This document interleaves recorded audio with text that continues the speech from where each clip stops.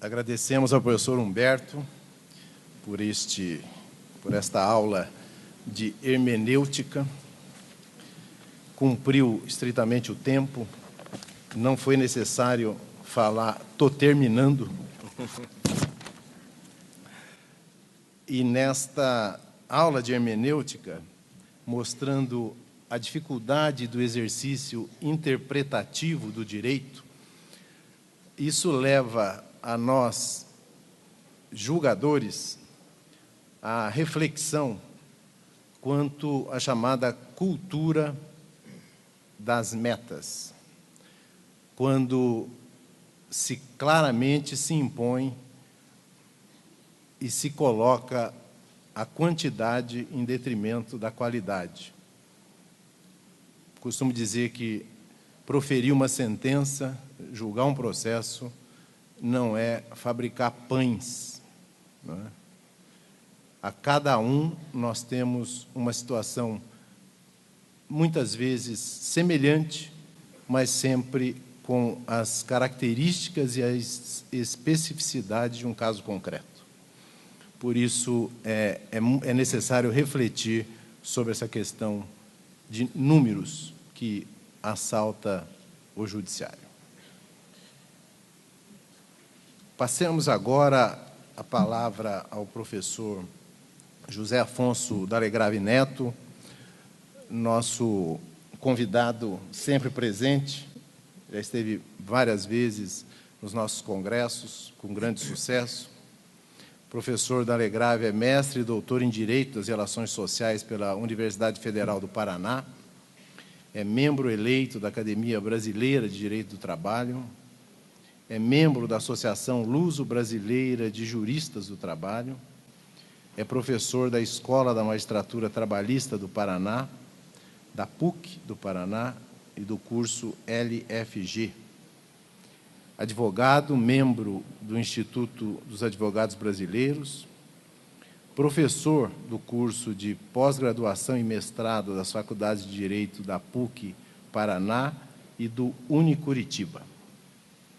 O doutor D'Alegrave também é autor e coautor de 22 obras jurídicas, com destaque para a obra Responsabilidade Civil no Direito do Trabalho, cuja 5ª edição, né, acabou de falar o professor, está sendo lançada neste congresso de 2014 pela LTR, e o professor já disse que depois estará à disposição para autografar a sua obra.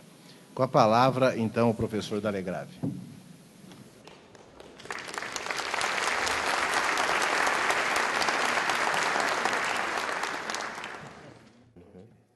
Bom dia a todos. Que responsabilidade, né?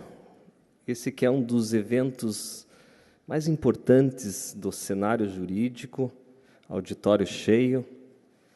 Falar depois de uma pessoa tão inteligente quanto o Dr. Humberto Ávila, tão preciso. Falar para pessoas que eu admiro, professores, advogados, estudantes, desembargadores. É uma honra, sem dúvida, estar aqui novamente, é a 3ª vez que eu participo desse evento jurídico. Quero agradecer à desembargadora doutora Tereza Ast pelo convite, ao doutor Cooper, desembargador presidente desse tribunal, e saudar também o presidente desta mesa, o desembargador doutor Fernando da Silva Borges.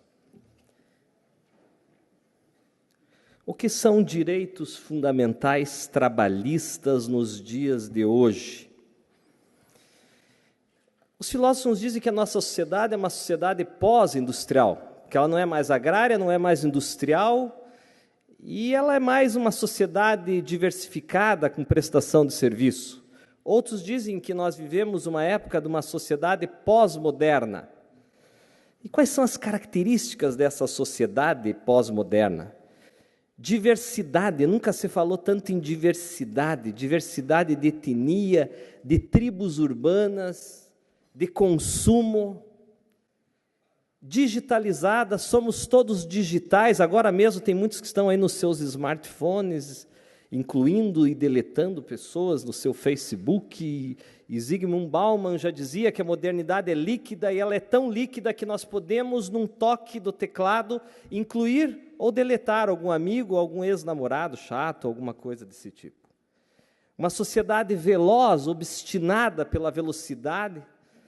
Queremos agilidade, temos pressa, e não temos paciência com o trânsito que para, ou com a internet lenta, ou com o carro que não anda.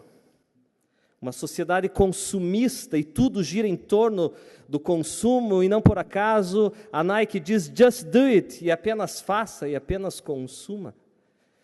Tão consumista que a McDonald's chega a dizer que nós amamos McDonald's, ou amamos muito tudo isso. Uma sociedade atomizada, individualizada, egoísta, vaidosa, xenófoba, aversão ao estranho, ao estrangeiro, diversidade, mas com pouca tolerância, e com verdades relativas. Essa é uma da nova marca dessa pós-modernidade. Caem os dogmas, caem as verdades universais. E não por acaso que essa sociedade está em conflito, dos mais diversos conflitos. Conflitos entre pais e filhos, marido, mulheres, colegas de trabalho, tribunais, sindicatos, greves, adolescentes sofrendo bullying nas escolas, o mobbing nas relações de trabalho. Uma sociedade conflitiva e conflituosa. E eu quero falar do conflito do capital e trabalho, até porque, como diz José Joaquim Gomes Canutilha na sua exposição, ao final tudo resume nesse equilíbrio, ou nesse pretenso equilíbrio entre capital e trabalho, nesta equação. É possível equilibrar, harmonizar o capital e o trabalho? Onde que está o trabalhador no meio de tudo isso? O trabalhador hoje tem que ser versátil, tem que ser polivalente, ele tem que ter inteligência social.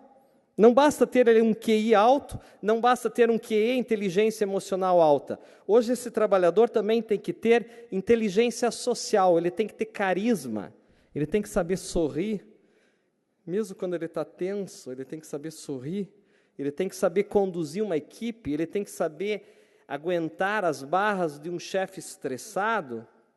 E esse trabalhador hoje também tem que ter um baixo fator RM, resistência à mudança, porque tudo é novo e tudo se renova, novas ferramentas, novos métodos.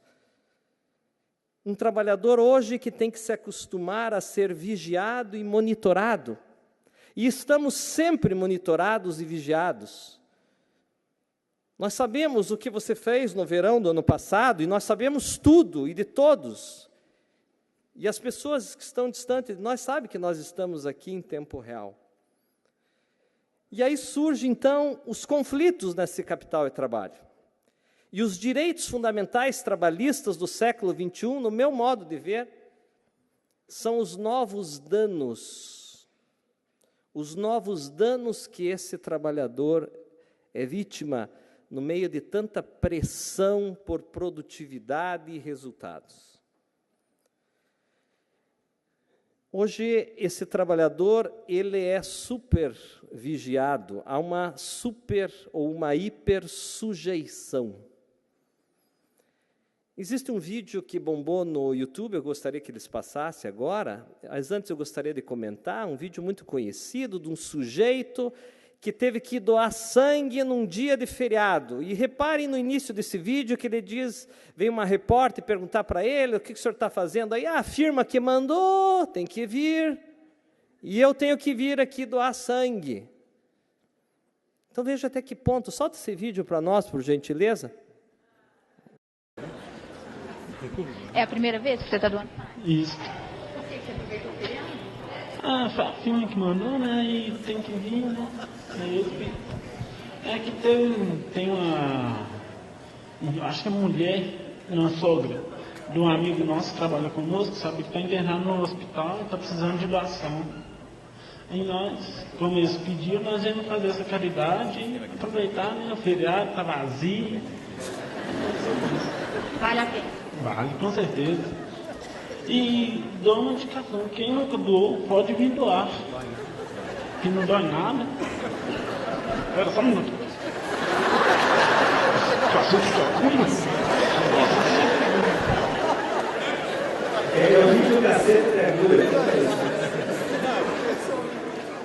Não é fácil.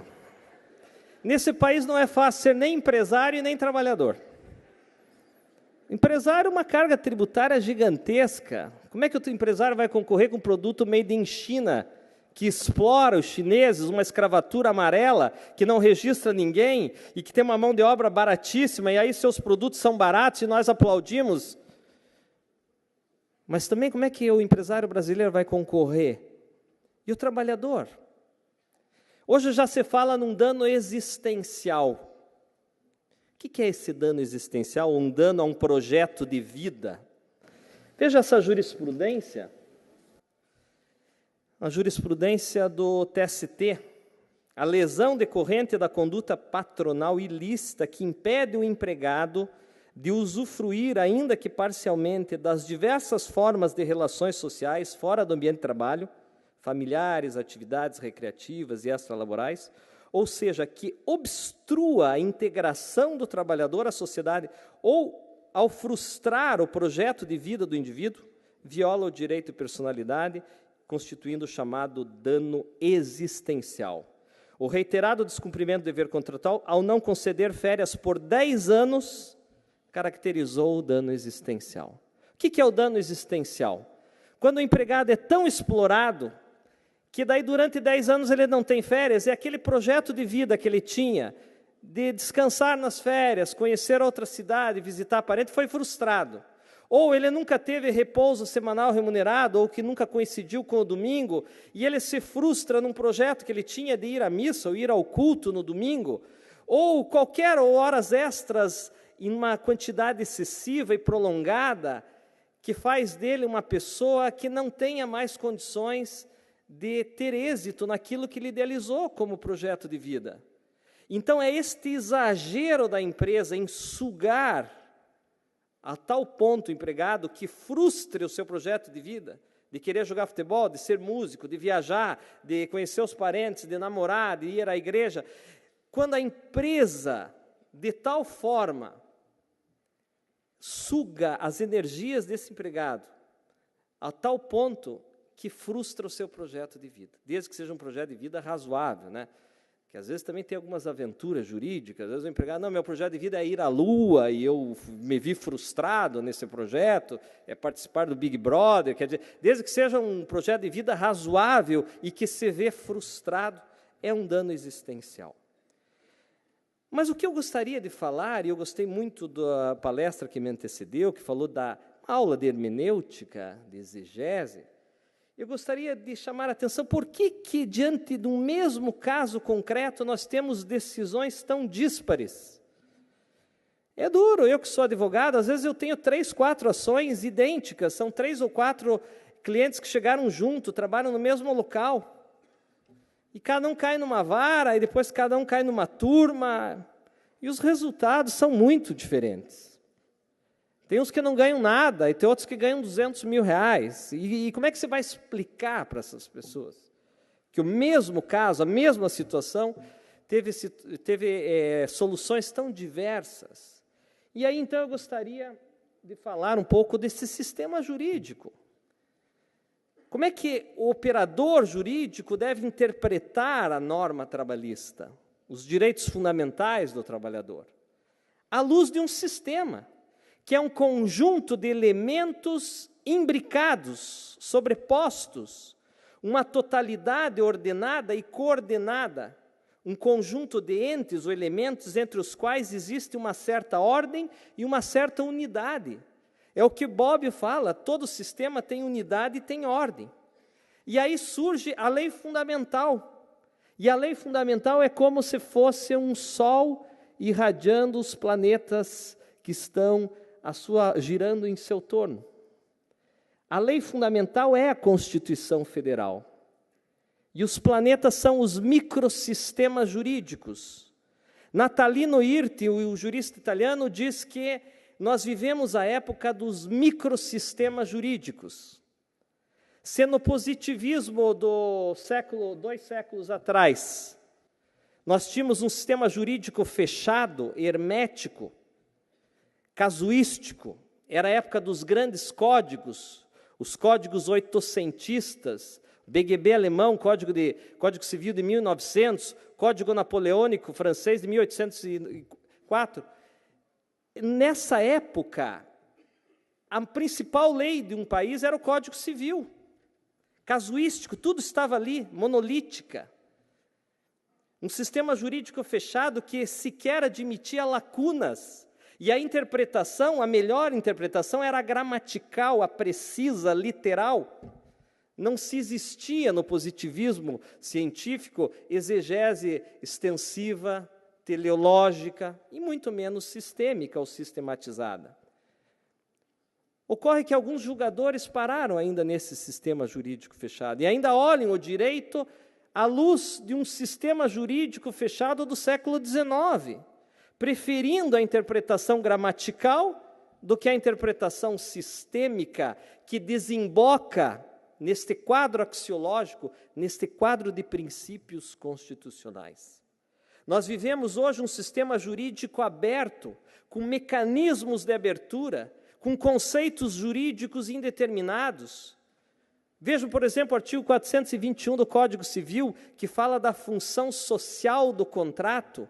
O artigo 422 do Código Civil fala da boa-fé objetiva. São poderes discricionários que o julgador tem para interpretar a norma posta, a norma jurídica. Porque o sistema jurídico que nós temos hoje é um sistema jurídico aberto e que desemboca, ainda que hajam vários microsistemas, o consumidor é um microsistema, a trabalhista é um microsistema, a lei de locação é um microsistema, o direito de família é um microsistema, com leis próprias, princípios próprios, autonomia científica, legislativa, mas eles têm que ter uma unidade a partir desta luz constitucional, a partir dos valores e princípios proeminentes da Constituição Federal. A Constituição Federal é a lei-mãe,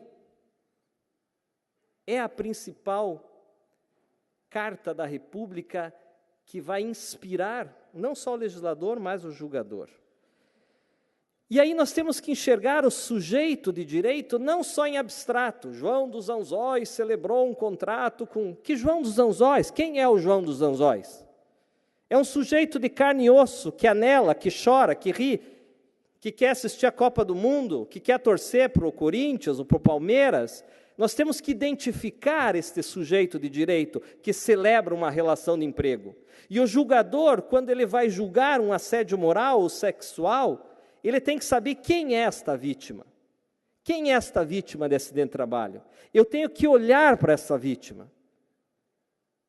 E o sistema jurídico aberto, o atual, é este que identifica o sujeito de direito, não em abstrato, mas em concreto.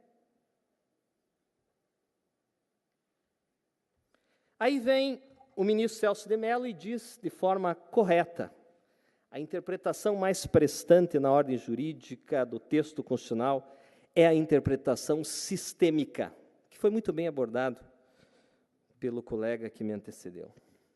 Quer dizer, eu só consigo desvendar os segredos de um dispositivo constitucional se eu encaixá-lo no sistema. É o sistema que me permite a interpretação correta do texto.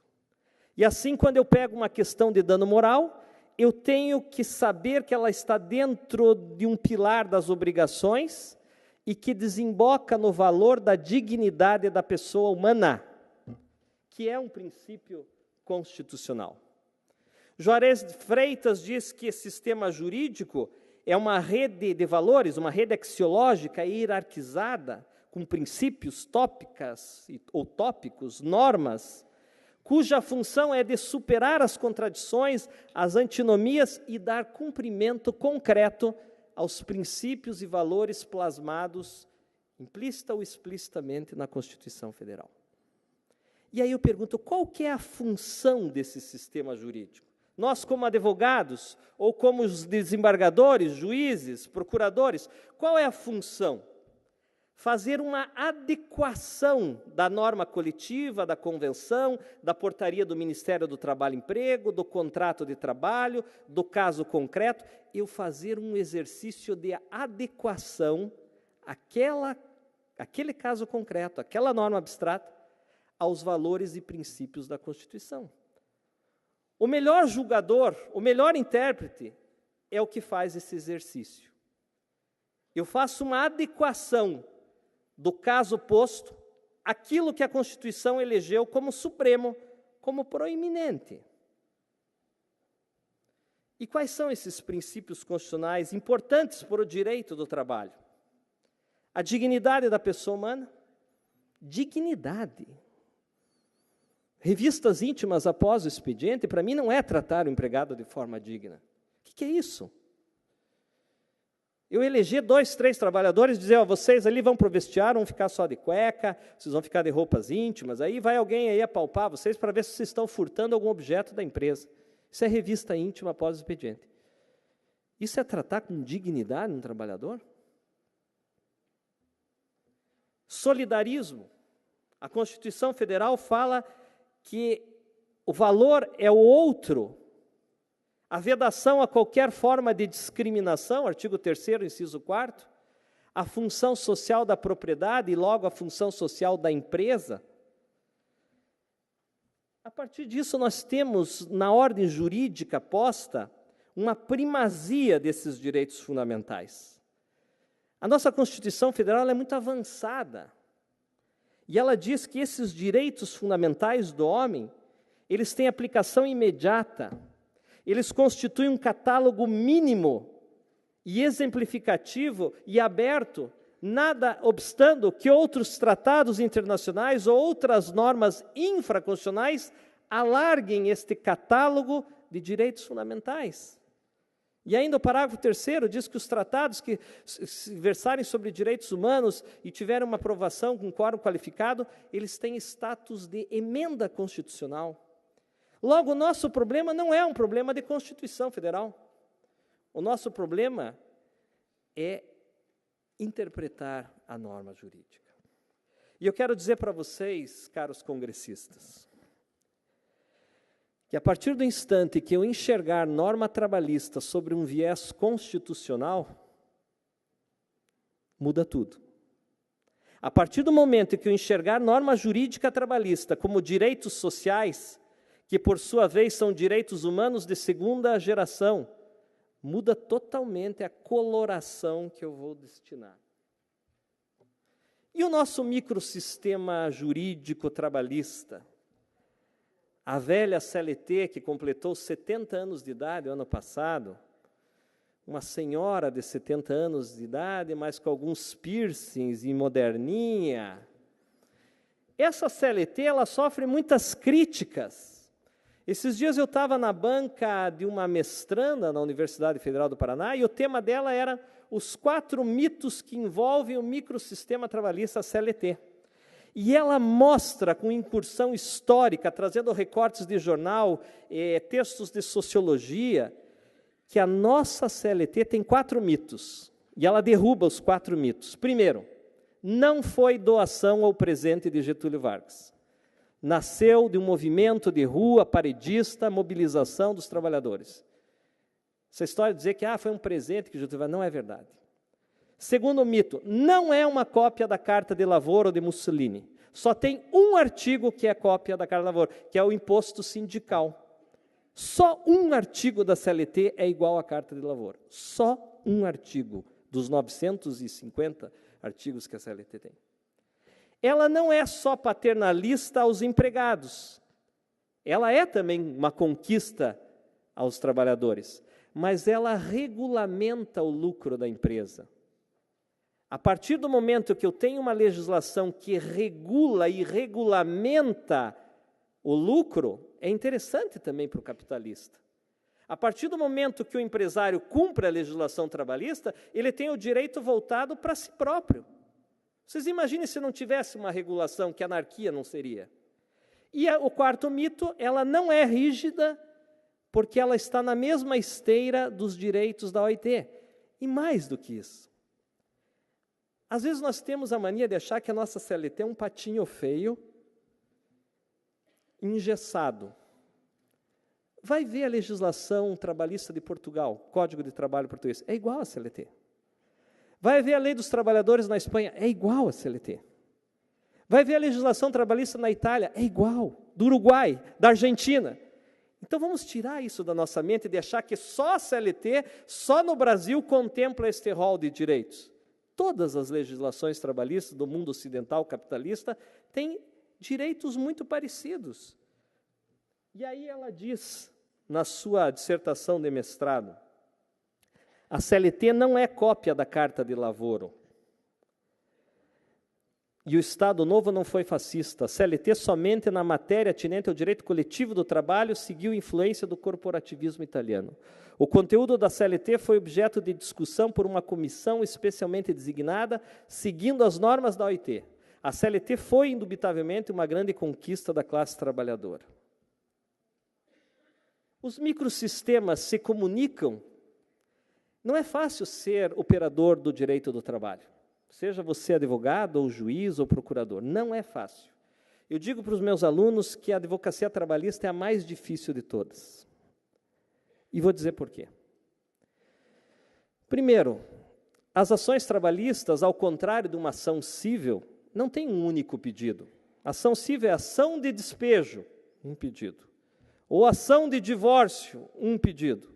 Ação de alimentos. A ação trabalhista tem 20, 25, 30 pedidos, que se desmembram em vários outros. Só horas extras vai desmembrar lá em compensação, banco de horas, cargo de confiança. Um único pedido ainda ele é desmembrado. Segundo, tem muita matéria fática. Ao contrário do direito, vamos dizer, tributário, onde você já tem uma tese bem desenvolvida, com precedentes do STJ, você não precisa nem ouvir as partes, testemunha.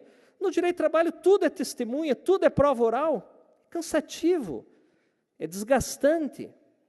E ainda para piorar a nossa advocacia, nós temos uma legislação que não é completa. Nós temos na CLT alguns artigos de processo de trabalho, mas nós temos que ir lá no CPC toda hora, beber da água do Código de Processo Civil ou da Lei de Execução Fiscal. Aí nós temos uma CLT que também precisamos de hora em hora ir no Código Civil, como nesse caso de dano moral, dano material, nós temos que nos servir do direito civil. Isso tudo dificulta a nossa advocacia. E aí vem a pergunta, estes microsistemas previdenciário, trabalhista e civil, eles se comunicam? O artigo 8º, parágrafo único, diz que eu posso comunicar, mas desde e naquilo em que não for incompatível com os princípios fundamentais do direito do trabalho. Eu trago alguns exemplos práticos. O nexo técnico-epidemiológico. O nexo técnico-epidemiológico, ele está previsto no artigo 21A da Lei de Benefícios Previdenciários. Ele repercute nas ações trabalhistas, porque esse conceito é do direito previdenciário, ele está dentro do microsistema previdenciário.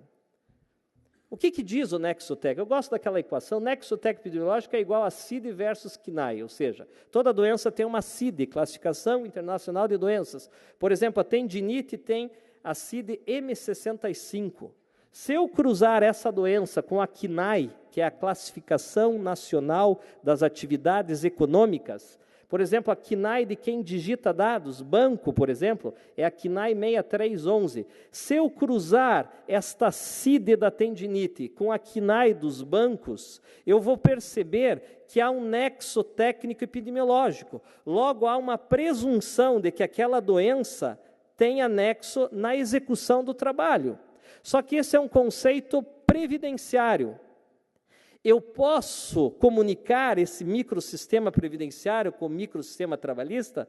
Posso, mas desde que compatível com os princípios dos direitos fundamentais. E aí acompanhe essa ementa do TRT da 4ª Região. Presumível nexo técnico epidemiológico entre o trabalho e o agravo, os termos da lei, porquanto a doença apresentada pela reclamante tem, segundo o regulamento da Previdência, relação com o trabalho por ela desempenhado, incumbia a reclamada a fazer prova, a infirmar, impugnar essa presunção, ônus do qual não se desfez. Vejam aqui um exemplo claro de uma comunicação de algo previdenciário na órbita trabalhista. Ainda um segundo exemplo, o início da prescrição. Esse é um sistema que aflige o julgador. No caso de doenças ocupacionais, quando que se inicia o prazo prescricional para buscar uma indenização na Justiça do Trabalho? Mais uma vez, nós vamos nos socorrer do Instituto do Direito Previdenciário. A súmula 278 do STJ veio para os benefícios previdenciários, mas ela se aplica nas nossas ações, dizendo que a teoria da actionata aqui é a partir da ciência inequívoca do incapacitado. É a ciência inequívoca da vítima em relação à sua incapacidade laboral. É a partir desse momento, e só desse momento, e vejam, enquanto ele recebia auxílio-doença ou auxílio-doença acidentário, ele não tinha certeza. A certeza vem ou com o auxílio-acidente, que daí já tem sequelas, ou com a aposentadoria por invalidez. Mas não pode começar do auxílio-doença ou do auxílio-doença acidentário, porque eles ainda podem ser modificados. Ainda, um terceiro exemplo de comunicação de microsistemas, o acidente de trajeto. A Lei 8.213, no artigo 21, inciso 4, diz que acidente de trajeto se equipara a acidente de trabalho. Aí imagine você, pegou a tua bicicleta, tua moto, o teu carro, ou um ônibus, transporte público, e você está saindo do seu trabalho e está voltando para a sua casa. Aí o teu meio de transporte colidiu, você sofreu um acidente. Isso é acidente de trajeto. Isso se equipara a acidente de trabalho. Sim, mas eu posso responsabilizar o empregador por isso? Não. Mas por que não? O acidente de trajeto não se equipara a acidente de trabalho? Sim, mas somente para fins previdenciários. Esse é um caso em que não se comunica, somente para fins previdenciários. Mas quando que eu vou poder, num acidente de trajeto, responsabilizar o empregador? Quando estiverem presentes os elementos dano, nexo e culpa. Neste caso, por exemplo, acompanhe esta ementa aqui da terceira região. Ao assumir o risco de transportar trabalhadores para o local da prestação de serviço, em lugar de difícil acesso, não servido por transporte público, o empregador arca com a obrigação de proporcionar segurança aos seus empregados, por meio da adoção de medidas relativas à adequada manutenção do veículo de transporte. Assim, se o transporte de trabalhadores é realizado em um veículo em péssimo estado de conservação, sem autorização do poder público, encontra-se caracterizada a culpa patronal contra a legalidade. Este é um caso de acidente de trajeto em que houve culpa por parte da empresa. E aí eu posso comunicar o conceito. Quais são os pilares da responsabilidade civil para nós entendermos estes danos novos que estão surgindo? Nós temos basicamente 4 pilares que informam este paradigma da responsabilidade civil. A primeira é aquela regra do artigo 927, que diz que a regra geral é a responsabilidade subjetiva. Eu só responsabilizo o agente que deu causa, que foi culpado. Mas eu também tenho um parágrafo único que diz que nas atividades normal de risco, em atividade normal de risco, eu não preciso comprovar a culpa. O dano é responsabilidade do agente que tem uma atividade normal de risco, independente de sua culpa. Nós temos ainda alguns artigos da Constituição que falam de um meio ambiente equilibrado. Nós temos o artigo 6º e 7º que fala do direito à saúde do trabalhador, da redução de riscos, e nós temos o artigo 944 do Código Civil, e eu quero chamar a atenção disso, que fala que o paradigma da responsabilidade civil é a reparação integral da vítima. Não é mais onde está a culpa, onde está o Oli. Lembra daquele, uns desenhinhos assim, você tinha que achar onde está o Oli, né? E na responsabilidade civil o juiz fala, onde está a culpa? Tudo bem, investigue a culpa. Mas o norte, o guia, o paradigma atual da responsabilidade civil é, esta vítima tem que ser reparada. Se ela entrou saudável e saiu doente, ela tem que ser reparada. Porque, vou repetir, o norte da responsabilidade civil hoje não é mais onde está a culpa do agente, mas é reparação integral da vítima. Artigo 944 do Código Civil, a indenização mede-se pela extensão do dano. O TST caminha nesse sentido, vejam essa ementa do ministro Luiz Felipe Vieira de Mello, que diz exatamente isso, aplica o artigo 944, prestigiando o princípio da reparação integral da vítima. Mas quais são as implicações disso? Ao ter este paradigma, reparação integral, quais são as implicações? As principais questões atuais hoje que envolvem esse tema. A primeira delas, a concausa pode ser um fator de redução da indenização? Porque a lei é omissa. A lei não diz, havendo concausa, o juiz está autorizado a reduzir o valor da indenização. O Código Civil não fala isso. A lei previdenciária, quando fala em concausa, também só diz que se equipara, os acidentes com concausa se equiparam aos acidentes de trabalho. Mas também não fala nada em reduzir o valor da indenização. Nós temos, quando muito, pode pôr na tela, 2 artigos, o 944 e o 945 do Código Civil, mas que falam de culpa concorrente ou de desproporção entre o dano e a gravidade da culpa. Não falam nada da concausa como redução da indenização.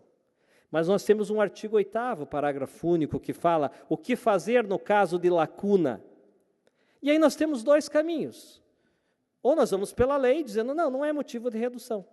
Ou nós vamos dar uma solução equitativa. E aí, o Sebastião Geraldo de Oliveira, ele traz um critério interessante. Com base nessa tradição doutrinária e legal, de que tudo é dividido em 3 graus, quando se estuda a culpa, existe a culpa grave, leve e levíssima, 3 graus. Quando você estuda adicional de insalubridade, tem adicional de insalubridade em grau mínimo, médio e máximo, 3 graus.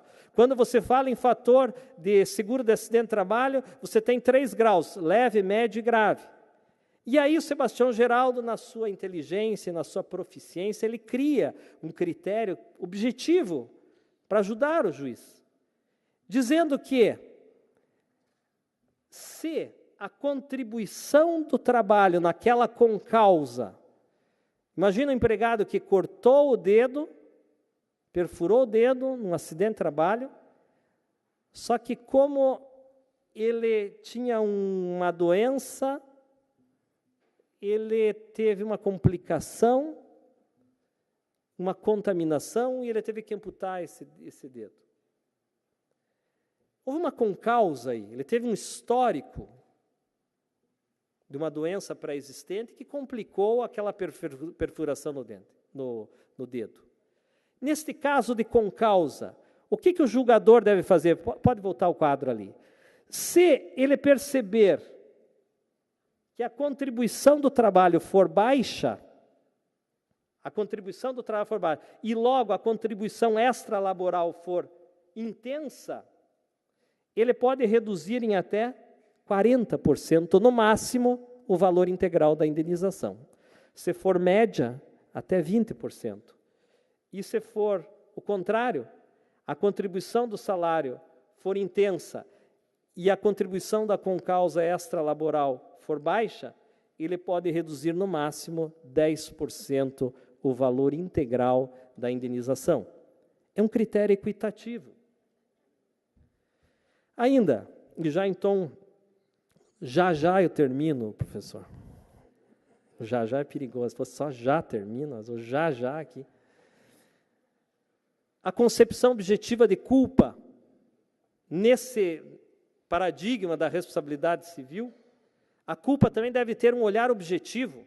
Eu gosto dessa expressão do Anderson Schreiber, quando ele diz que o agente não é mais tido por culpado por ter agido de forma reprovável no sentido moral, mas simplesmente por ter deixado de empregar a diligência social média, pelo simples fato de descumprir as NRs. Pouco importa a intenção dele aqui, é um olhar objetivo. Sebastião Geraldo, numa das suas emendas, diz: é importante assinalar que a conduta exigida do empregador no campo acidentário vai além daquela esperada do homem médio. A empresa tem o dever legal de adotar medidas preventivas de acidente de trabalho. Está ali no rodapé, as NRs, os artigos da CLT, da Constituição Federal. O empregador tem o dever de prevenir. Logo, a culpa nos casos de acidente pode ser por um simples olhar de descumprimento de NRs ou de artigos da CLT. Outra implicação deste paradigma da reparação integral: como interpretar as excludentes da responsabilidade civil. Uma das excludentes é a força maior. Está lá no artigo 393. O devedor não responde pelos prejuízos resultantes de força maior. Mas o que é força maior? Nós aprendemos que a força maior é um evento inevitável e imprevisível. Mas nós não temos um artigo 2º da CLT que diz que empregador é toda a empresa que assume os riscos da atividade econômica? Logo, nós podemos pôr um terceiro elemento no conceito de força maior, a externalidade. E a doutrina mais avançada já vem fazendo isso. É a chamada teoria do fortuito interno.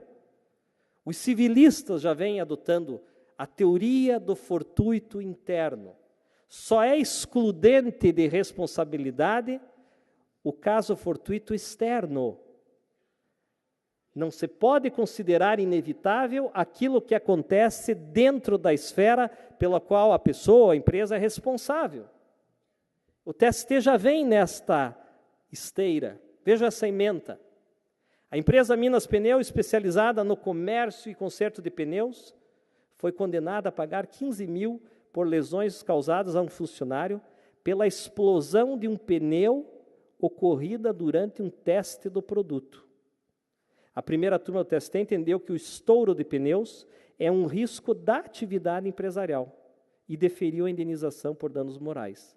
De acordo com o julgado, a expressão riscos da atividade econômica deve ser compreendida de forma ampla. É a teoria do fortuito interno. E aqui eu quero terminar falando que o sistema jurídico também tem os seus pontos de tensão.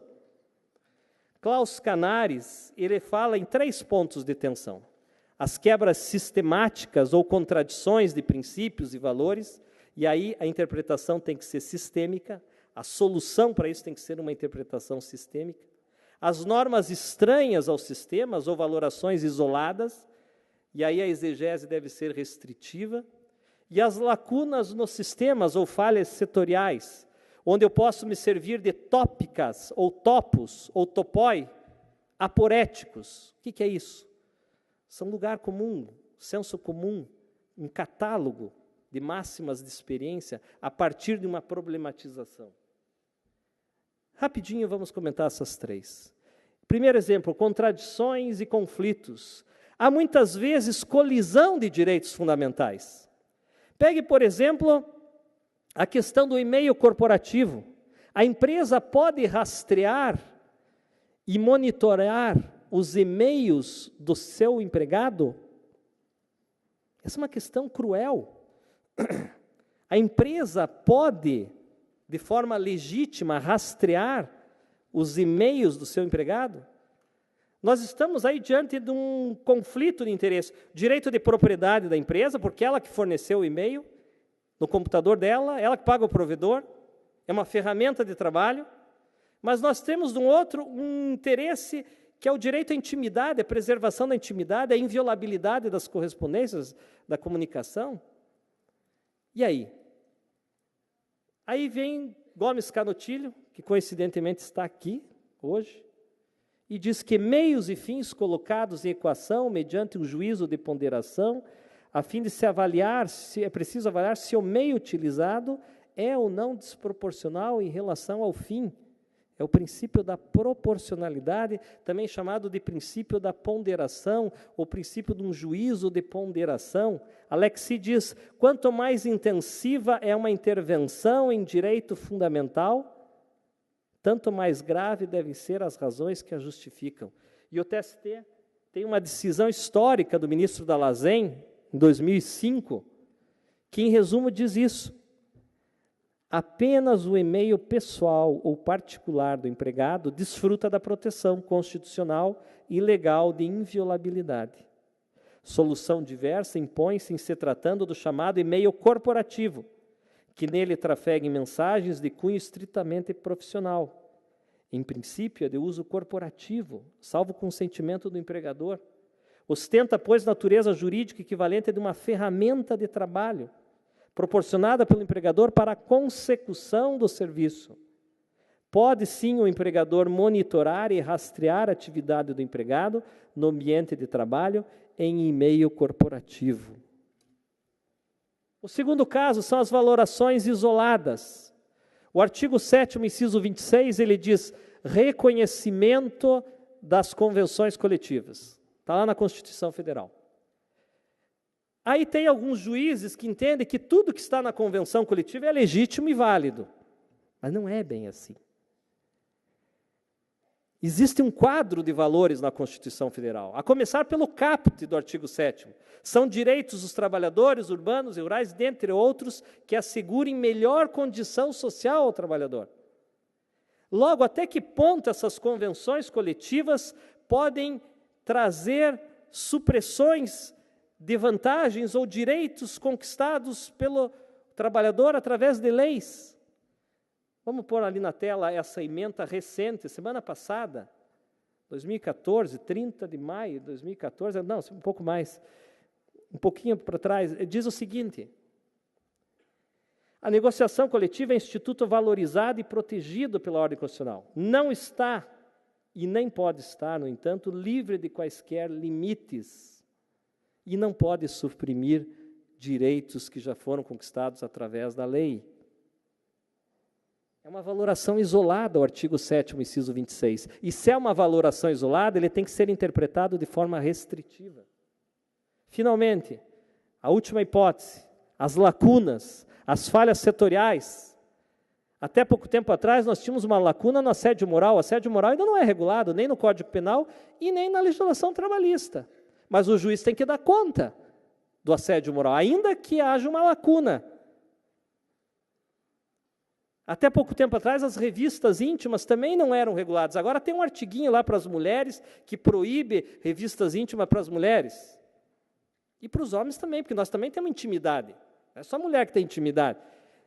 Eu já vi jurisprudentes dizendo assim, não, quem apalpou homem foi um homem. E eu dispenso, pode ser homem, pode ser mulher. Eu acho constrangedor esse negócio de me colocar num vestiário ali e ficar me apalpando para saber se eu estou roubando alguma coisa. Então a revista íntima, ela é constrangedora, seja para o homem ou para a mulher. E somente em situações excepcionalíssimas, com um início de suspeita, é que eu posso conferir esse direito. E não simplesmente para prevenir ou como uma medida de rotina. Essa é uma questão que é uma lacuna. E quando houver lacuna, como que o juiz deve solucionar esses casos? Aí nós podemos fazer uso da tópica porética. O que é topos? Topos é senso comum, o plural é topoi. São máximas de experiência que o juiz pode fazer o seu catálogo. Aí vem um sujeito chamado Theodor Wiewig, e ele diz que nesses casos de lacuna, o juiz tem que dar uma solução. Ainda que ele crie alguns topos ou algumas tópicas, mas ele tem que solucionar o caso. E ele avança nesse sentido. Mas Karl Larens vai mais a fundo e diz, tudo bem, o juiz pode eleger algumas máximas de experiência, alguns topos como fundamento das suas sentenças para os casos de lacuna. Mas desde que essa tópica esteja sistematizada e orientada por valores. Está ali, Karl Larens. Desde que ela seja sistemática e orientada por valores. Juarez Freitas diz que o intérprete pode fixar um catálogo tópico de princípios, regras e valores, mas ele tem que aprimorar à luz dos princípios da Constituição Federal. Quero terminar com esse exemplo aqui. Os direitos subjetivos do tipo potestativo, que é aquele que eu posso exercer independentemente da anuência da parte contrária, ele é absoluto? Eu ouso dizer que hoje não existe nenhum direito absoluto. Nem o direito de propriedade é absoluto.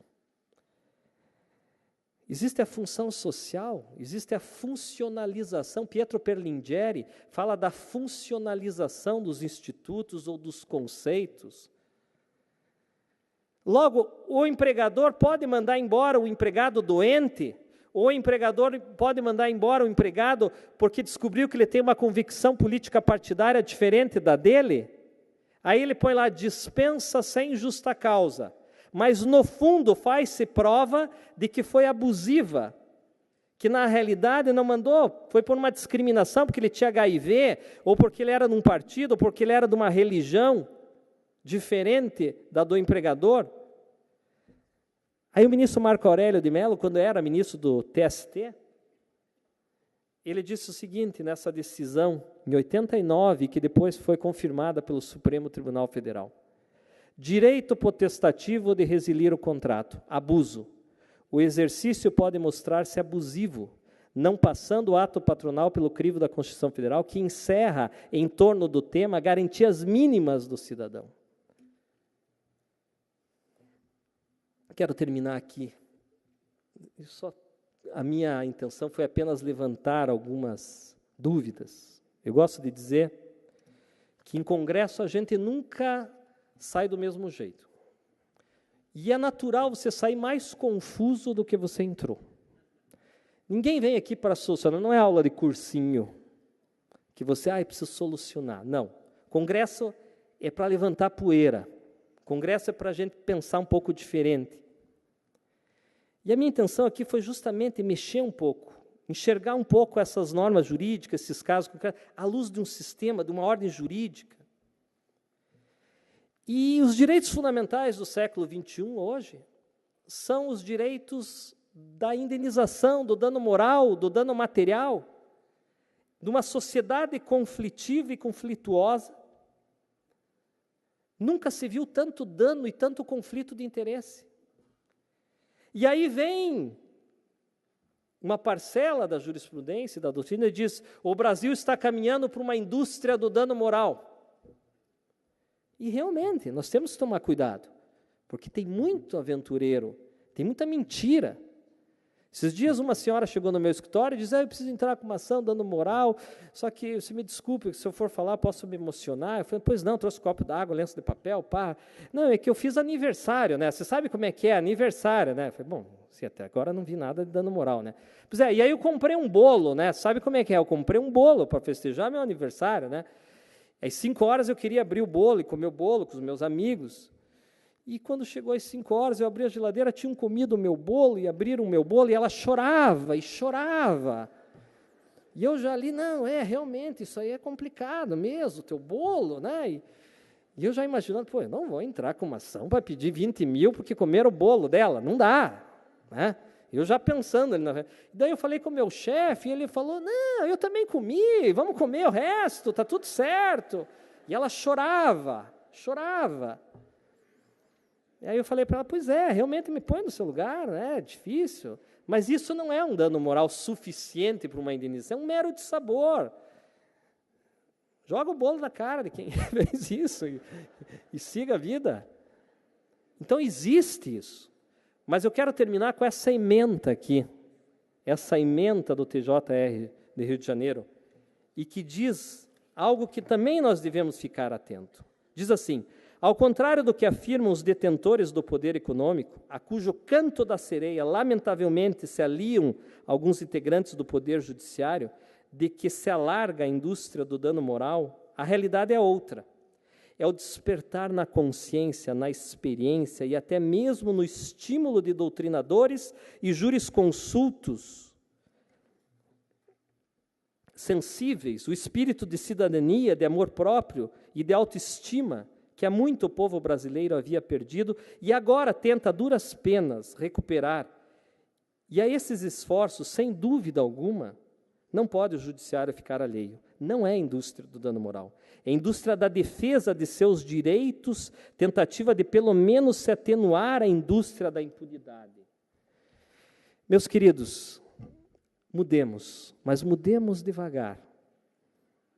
Porque mais importante do que a velocidade é a convicção de que estamos na direção certa. Muito obrigado.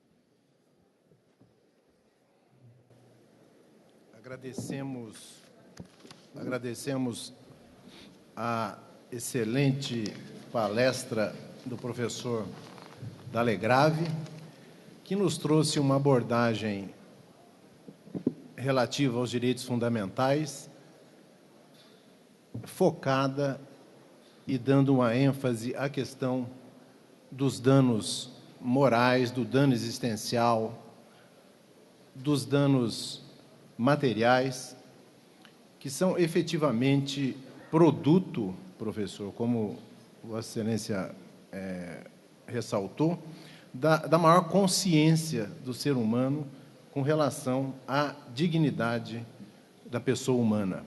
Então, quanto mais avança essa conscientização, obviamente que mais o judiciário é acionado para coibir eventuais manifestações que vemos em casos concretos que efetivamente nos deixam pasmos em determinadas situações, como o ser humano, muitas vezes, e isso não é uma regra, mas muitas vezes, se prevalecendo do seu poder hierárquico, passa a abusar do seu semelhante. A banalização, como Vossa Excelência destacou, também existe, efetivamente, mas o Judiciário está muito atento a esses abusos e, tenho certeza, prontos para coibi-los. A propósito da questão dos direitos fundamentais, quando eu vi o tema no nosso folder, eu me lembrei aqui e trouxe algumas linhas do professor Fábio Conder Comparato, em sua obra Afirmação Histórica dos Direitos Humanos. Ele diz o seguinte: todos os seres humanos, apesar das inúmeras diferenças biológicas e culturais que os distinguem entre si, merecem igual respeito, como únicos entes no mundo capazes de amar, descobrir a verdade e criar a beleza. É o reconhecimento universal de que, em razão dessa radical igualdade, ninguém, nenhum indivíduo, gênero, etnia, raça, classe social, grupo religioso ou nação pode afirmar-se superior aos demais. Concluo, assim, com a convicção de que devemos sempre lutar por essa radical igualdade entre os seres humanos a que se refere o professor Fábio Comparato. E, por assim, agradecendo mais uma vez os ilustres doutores Humberto Ávila e José Afonso Dalegrave pelas brilhantes exposições, declaro encerrado este painel.